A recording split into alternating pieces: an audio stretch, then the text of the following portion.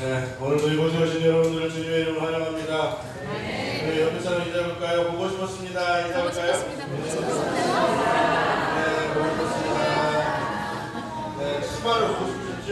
네, 정말로 보고 싶었습니다. 여러분. 네, 비가 많이 와가지고 걱정을 많이 했는데 다행히 비 피해가 저희 교회에 크지 않은 것 같아서 감사하면서 한편으로는 또 피해를 입으신 분들이 계시다 보니까 또 나라적으로 더 안타까운 마음도 있고 또 가까운 우산이었나요? 우산 쪽에 한 분이 뉴욕에 파묻히시는 바람에 좀 안타깝게 세상을 떠나셔야 되는 그렇게 갑작스럽게 어떠한 일들이 벌어지고 아픔들이 벌어지는 이러한 일들을 경험하면 내 가족이 아니라 할지라도 내 주변 사람이 아니라 할지라도 참 마음이 아픈 것 같아요. 이럴 때일수록 우리가 더 이 교회가 기도하면서 이 나라의 피해를 입으신 분들, 이 나라의 국민들이 빨리 회복될 수 있도록 해주시고 하나님께서 그들의 마음을 위로해 주옵소서. 그래서 우리 함께 기도해 주시기 부탁드리겠습니다. 이럴 때일수록 우리가 참 그런 생각을 하죠. 어떤 사건이나 사고가 펼쳐지면 정말 어떤 기적이 좀 벌어져서 기적적으로 좀 생존하시거나 또는 기적적으로 비가 딱 그치거나 제가 이번에 비 올 때도 하나님 앞에 감사했던 것이 무엇이었는데 이제 새벽에 비가 이번에도 새벽에 엄청 오더라고요. 이번 주간에는 새벽에 엄청 왔는데 이 새벽 예배 드릴 때 한 10분 전까지만 하던 비가 막 쏟아져요. 그러다가 이제 제가 이제 나와서 하면 한 45분 정도 이렇게 나오는데 그때가 되면 비가 잠깐 잠잠해지더라고요. 그리고 새벽 예배 끝나고 돌아가실 때까지 비가 잠깐 잠잠해졌다가 가신 다음에 집에 도착할 때 또 막 쏟아지는 거예요. 아, 또 하나님이 우리 이렇게 사랑하시면 또 괜히 미안해지는 거예요. 우리 너무 사랑하셔가지고 기도하라고 발걸음까지 지켜주시는 마음이 생깁니다. 어떻게 보면 우리의 삶 가운데는 기적 같은 일들이 이렇게 많이 있어요. 내가 평상시에는 느끼지 못했지만 이렇게 은혜를 경험하다 보면 어느 순간 반복되는 일상 속에서도 이게 하나님의 정말 큰 기적과도 같은 일이구나 라고 이야기할 때도 있습니다. 기적이라는 말이요, 일반적으로는 그 가능성이 매우 희박해서 기대조차 하기 힘들거나 아예 불가능할 것으로 생각했던 일이 실제로 일어나는 경우, 또 종교적으로만 이야기할 때는 초자연적인 사건 이렇게 이야기를 합니다. 그리고 이 기적이라고 하는 이야기를 할 때는 대부분 다 긍정적인 의미를 써요. 아픈 사람 또는 시한부 인생이었던 분이 어느 날 갑자기 갔는데 깨끗하게 CT나 MRI 검사를 했는데 거기가 깨끗해졌다는 거예요. 없어졌다는 거예요.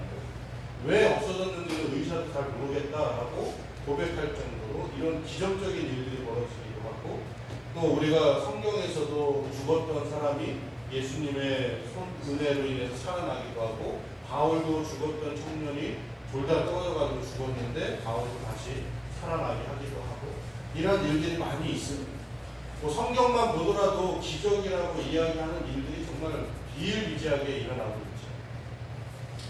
그런데 기적적인 방법으로 우리가 어떤 은혜를 경험을 하고 또는 나의 문제를 해결한다 할지라도요, 그게 이 기적이요 꼭 복이 되는 건 아니에요. 그러니까 우리가 보통 복이라고 이야기하면 기적을 경험했을 때 내가 못 받았어 이야기를 해요. 그런데 기적이라는 것과 복이라고 하는 것은요, 개념이 다르더라고요. 복이라고 하는 것이 기적을 통해서 오기도 하지만, 그렇다고 해서 기적을 경험했고 기적적으로 내 문제가 해결했다고 해서 그게 꼭 복으로서 나에게 다가오는 것도 아니에요.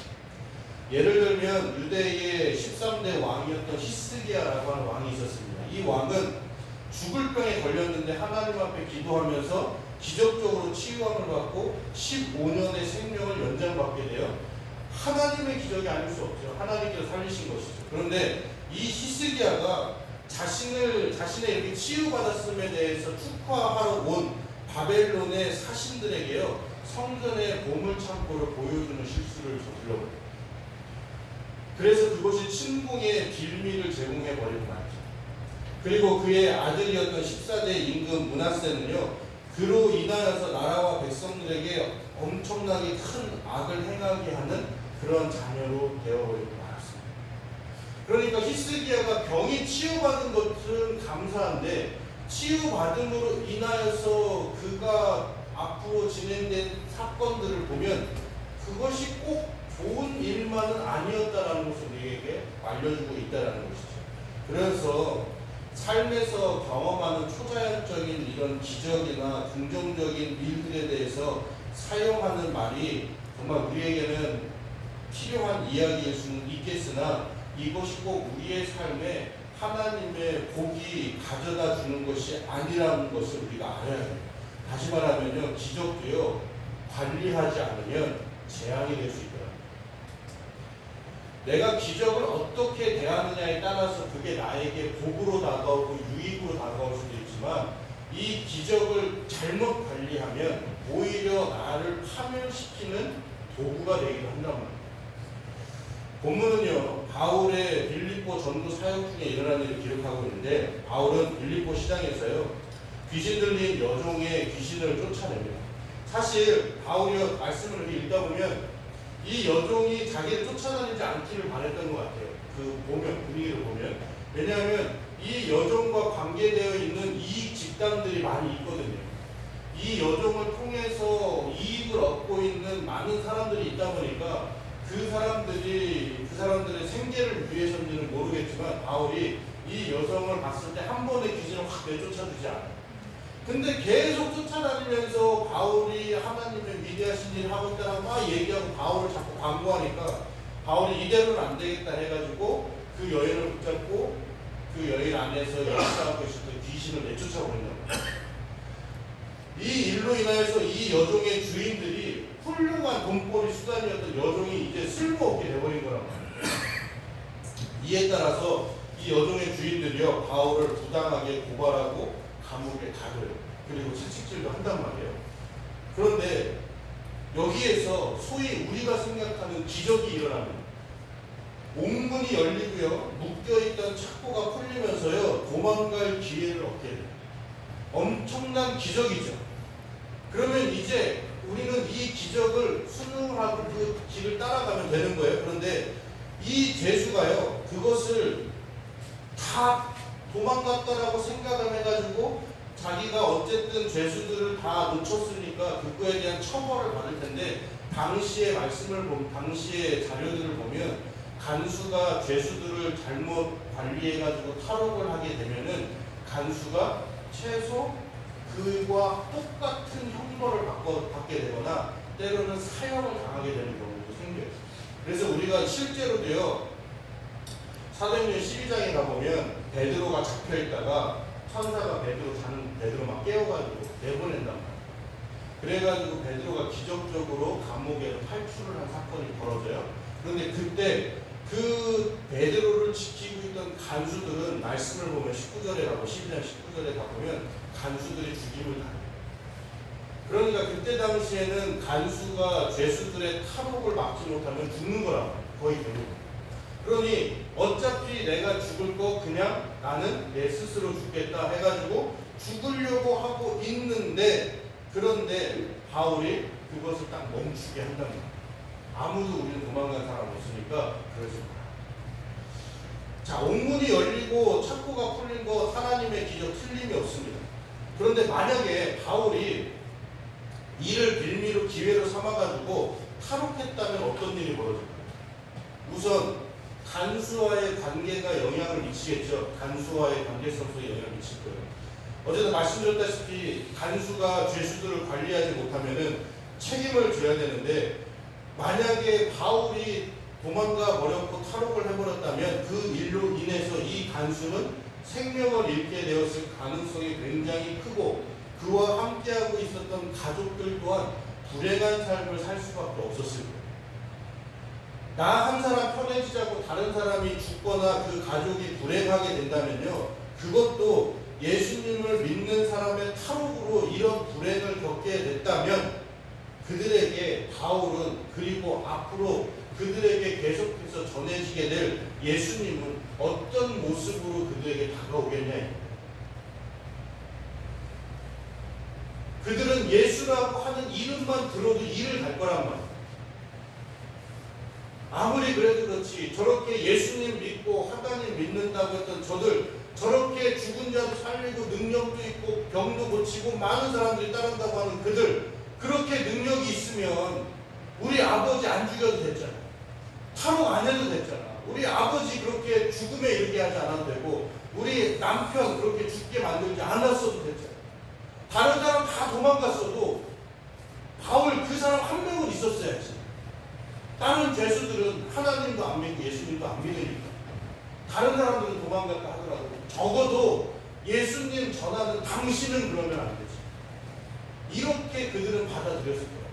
그러면 적어도 다른 사람들은 다 예수 그리스도의 복음이 들어간다 할지라도 적어도 그들 가족은 끝까지 예수님의 복음을 받아들이지 않았을 거예요.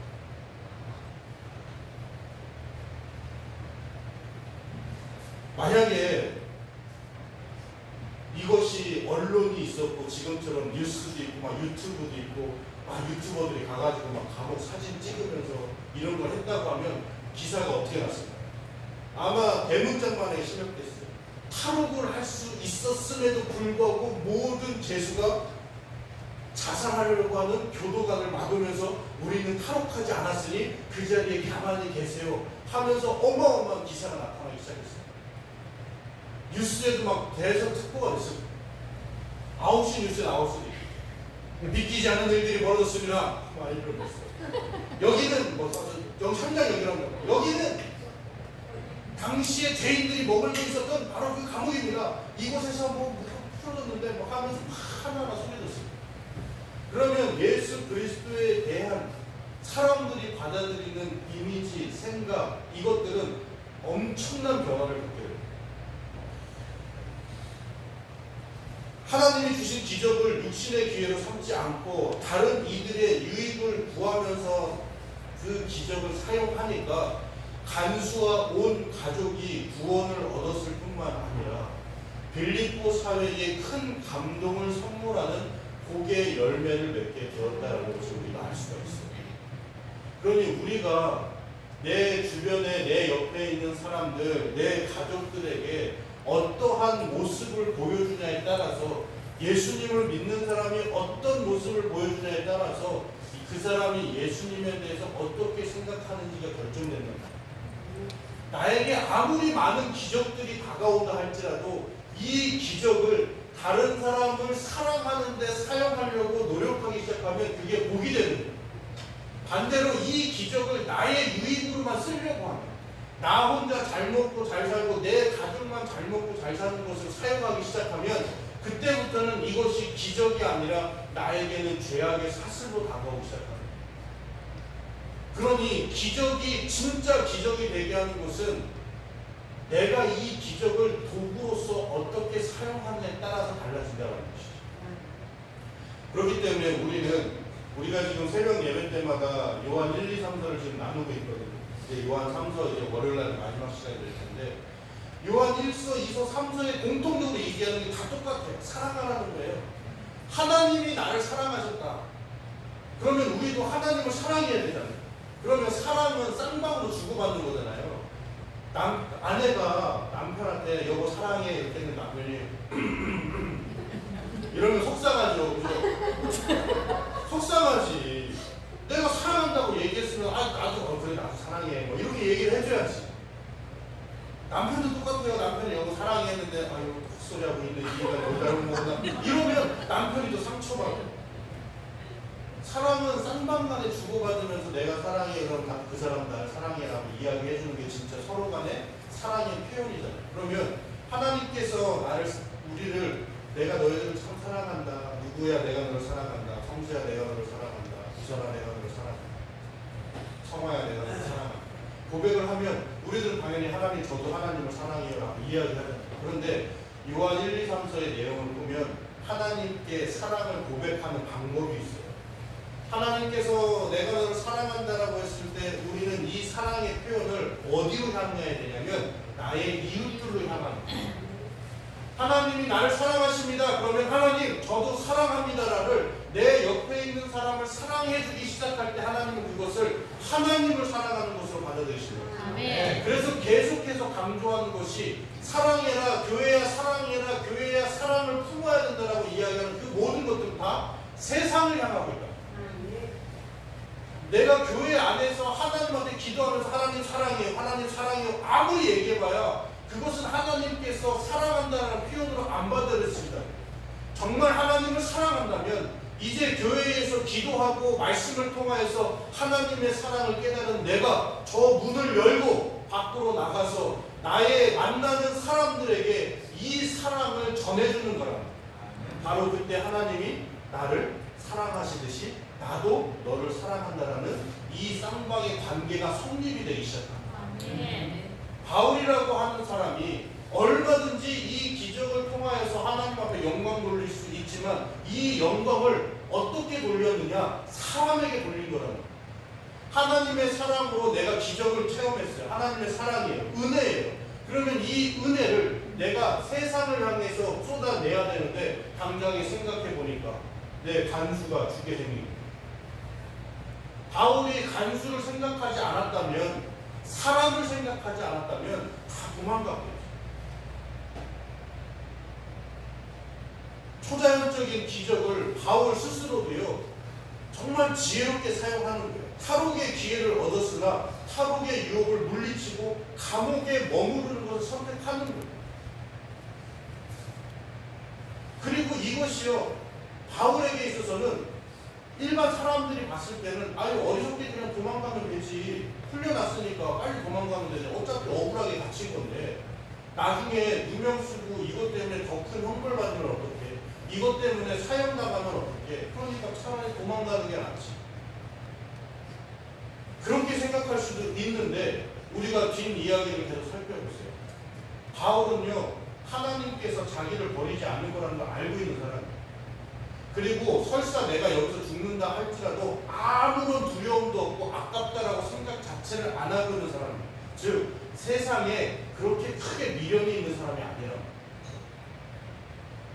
다른 바울의 저서에서도요 내가 하나님 곁에 빨리 가고 싶어요. 그냥 나는 오늘 죽어서 하나님 곁에 머물고 싶어요. 이게 바울의 심정이에요. 세상에 미련이 없어요. 세상에 욕심이 없다고요.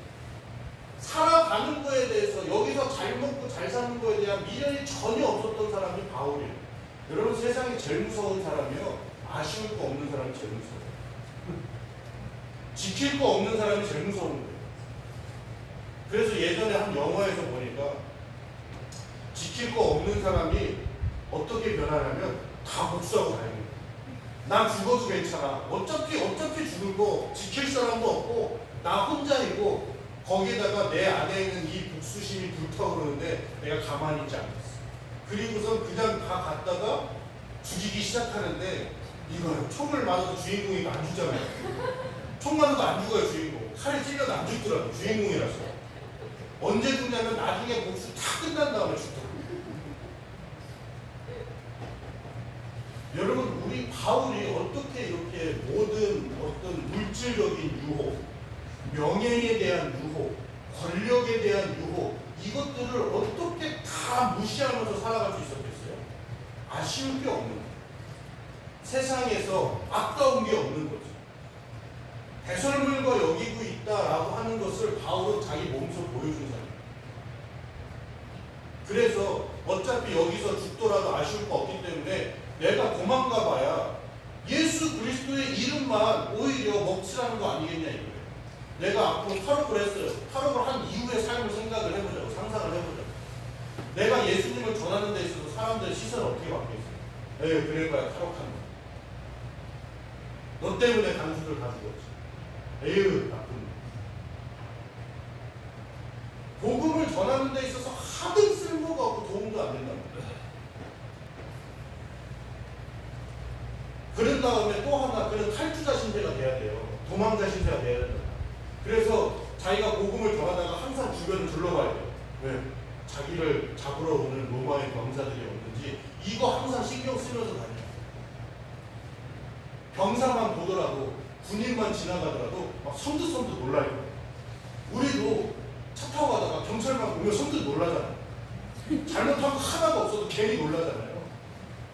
괜히 경찰이 가다가 부르면 괜히 무섭잖아요. 잘못한 게 없는.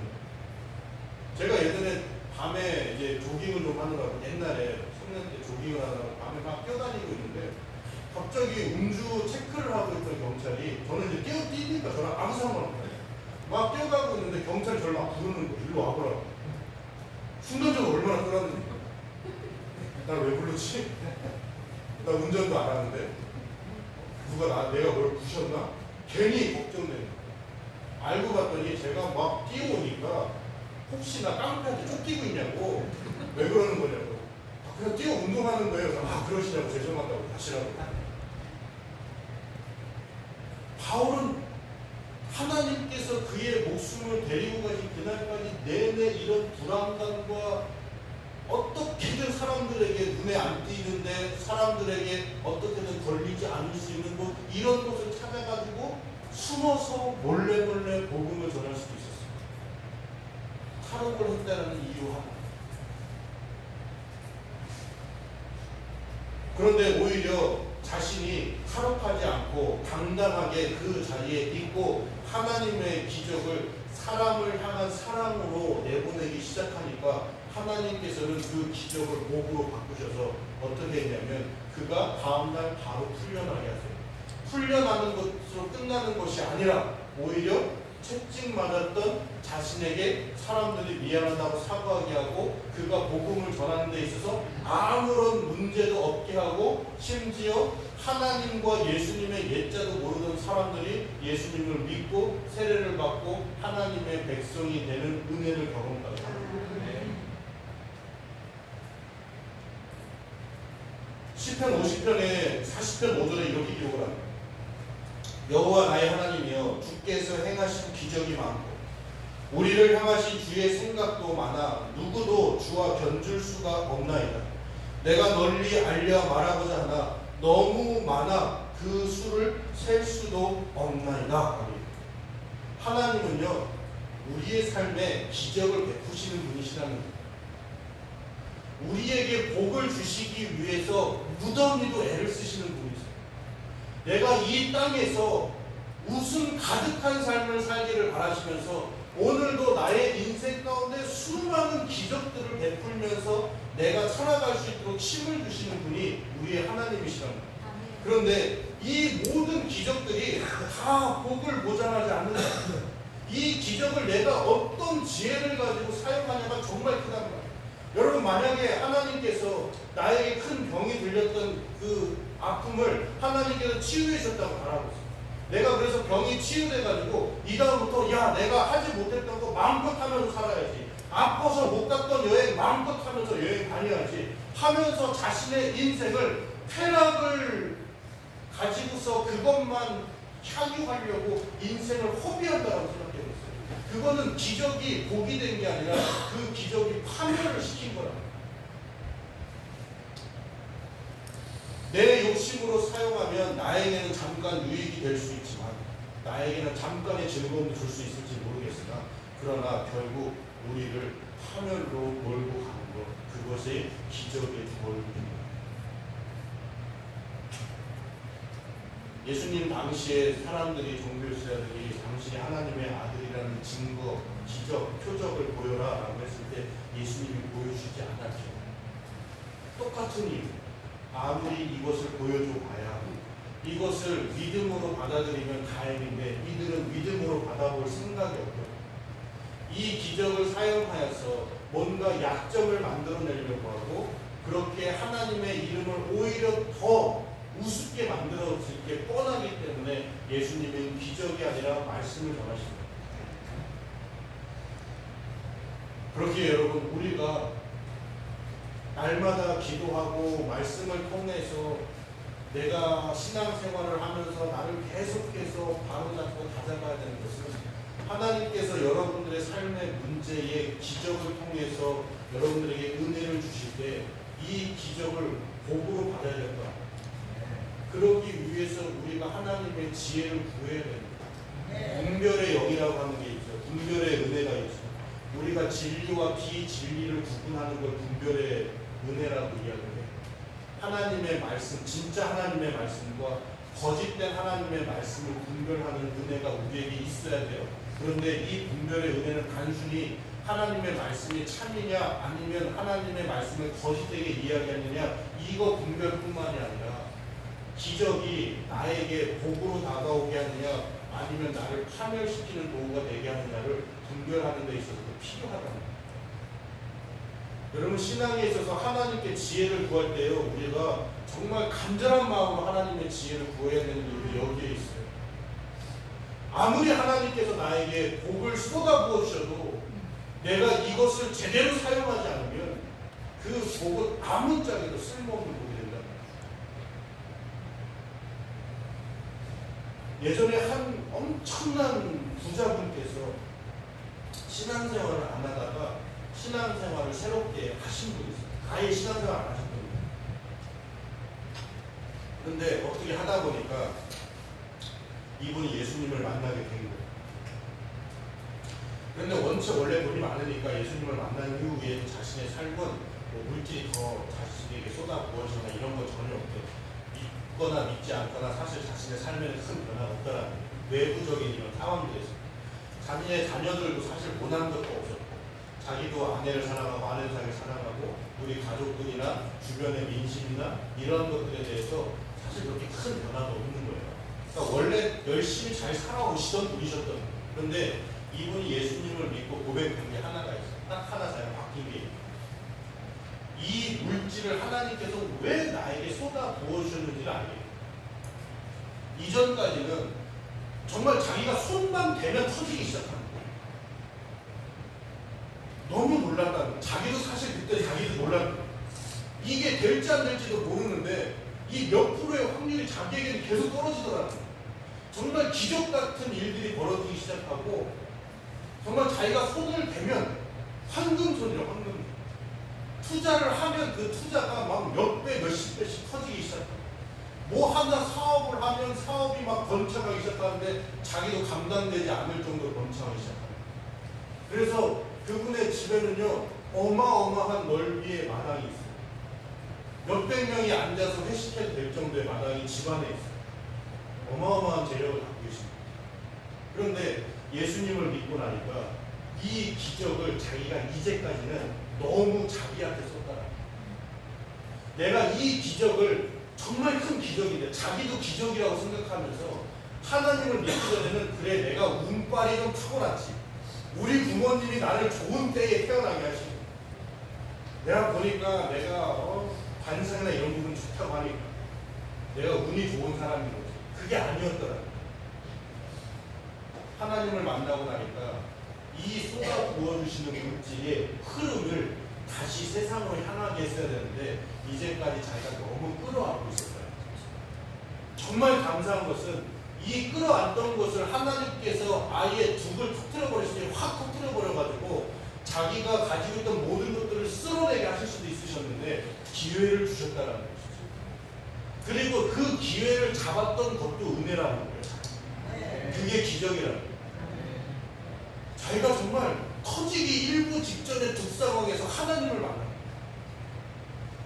그 다음부터 그분이 세상을 향하여서 이웃을 향하여서 어려운 이들을 향하여서 자신의 물질을 쏟아내기 시작합니다. 흐르게 만들어버립니다.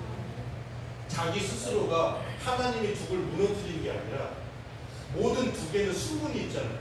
자기가 비가 많이 오면 물이 넘치면 안 되니까 수문을 열어주지. 자기가 수문을 열 수 있는 기회를 주셨다.